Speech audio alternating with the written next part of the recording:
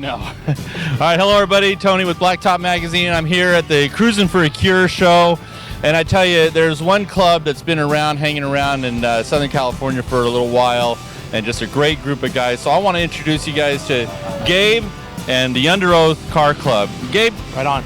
Yeah. Hi. All right, say hi. Hey, so tell me a little bit, just brief history about the club and what you guys are doing. All right.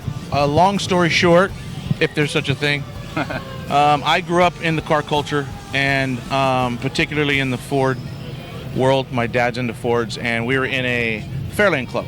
Okay. And the president of that club kind of became a second dad to me. Kind of kept me out of trouble and getting me really into the cars and the horsepower and things.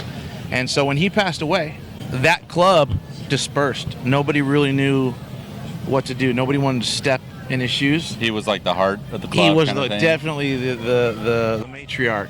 Right. So a couple years went by, and I was sitting on the couch with my best friend Joe, who happens to be my VP, Joe Johnson. And I said, you know what?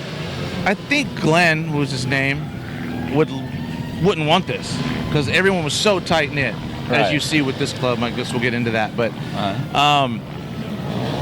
and so Joe agreed, and I said, you know what? Let's start let's start a club. But this time, we've had many clubs through high school, and thugs with hot rods and stupid And you've known things like Joe this. for a while. I've known Joe at this point for 21 years. Oh man.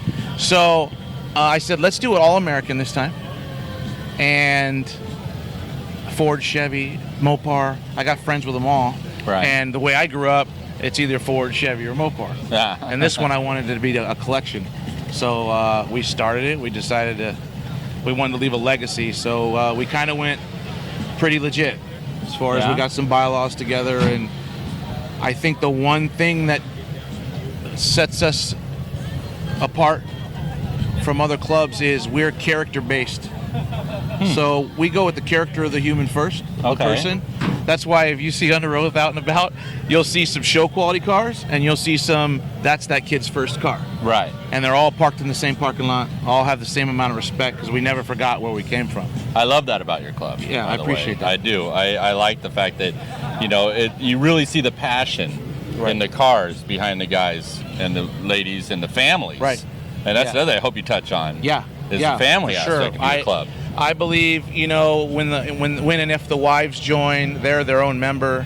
They get their own shirt.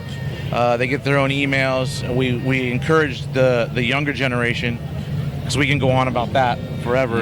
But we want to embrace getting your knuckles broken and cut, and the cussing and wrenching, and not wrenching. That's rumbling. Yeah, of course. Okay. Why do you just assume I'm discussing rumbling? No, because clubs have been known to rumble. That's true. Us for sure not.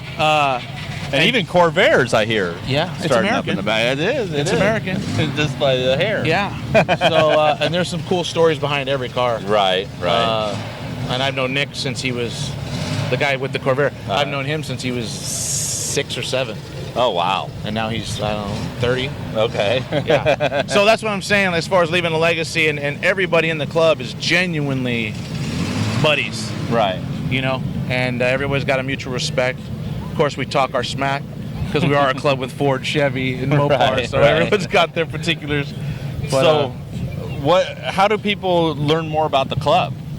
You can go on our website at underoathcarclub.com. All right. And you can go on there and click on, see what's upcoming. We host a couple of little mild events. We don't do a whole lot of trophies.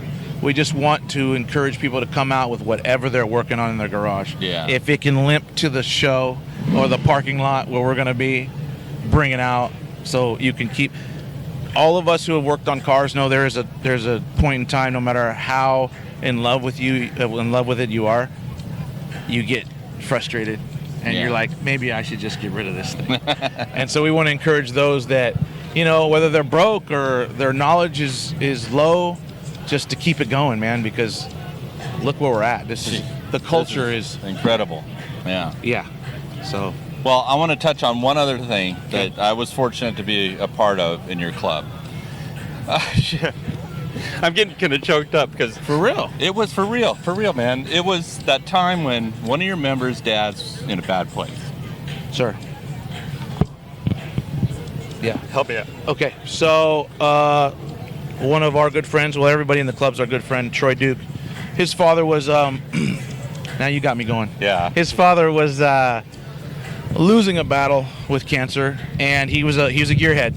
And as we all know, the sound of a V8 motor rumbling down your street is what we live for, and he couldn't leave his house.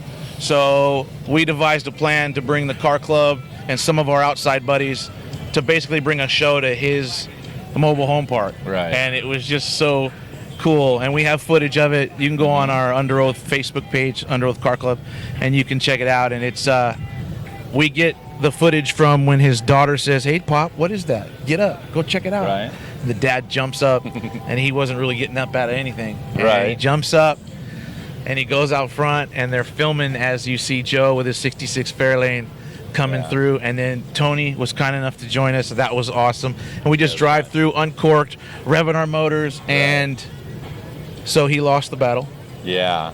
and we have since buried him. But for his memorial, they had it where we have our 4th of July picnic. Oh, okay. And a bunch of the club members made it out there, and his mom, Troy's grandmother, actually posted something saying that it was such a beautiful thing to see his son, no matter how down he was, to think of the club and the culture and the things he grew up with, and we're bringing it back to him. And we inducted him into the club, you know, that day we were at his house before he passed. And that's the stuff he was remembering, and that's this stuff is above us, man. It was just so cool to see everybody get together and do that for him, for another club member and his dad. I mean, I met him the first time there, and it was this neat guy, you know, old racer and stuff. So nice. Yeah, matter of fact, the U on our chest and our back is a U-turn sign, obviously flipped upside down for positive movement. So the arrow's pointing up for positivity and moving forward and just having a good time, man. Right. Well, I appreciate you guys. Hey, thanks, Tony, for everything you do, man. Yeah. Thank you. We have a blast.